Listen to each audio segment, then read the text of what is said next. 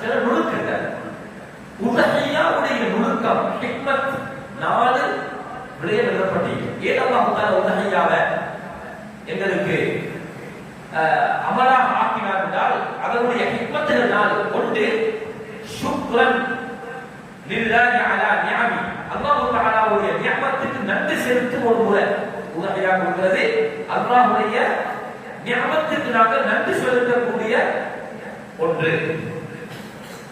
இரண்டாவது சொல்றாங்க, தன்னுடைய குடும்பத்திற்கும் மிஸ்கீன்களுக்கும் சிறந்தவராக எங்களுடைய உடல்வாழ் ஜனம் குடும்பத்திற்கும் ஏனைய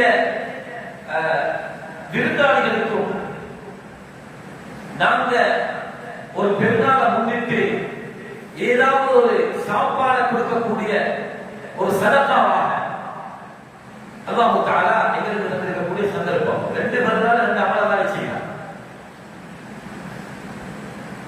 நோம்பு பெருநாள்ல சதகாத்துல் ஃபித்ர் அரிசி கொடுக்கணும், ஹஜ் பெருநாள்ல இறைச்சி கொடுக்கணும்.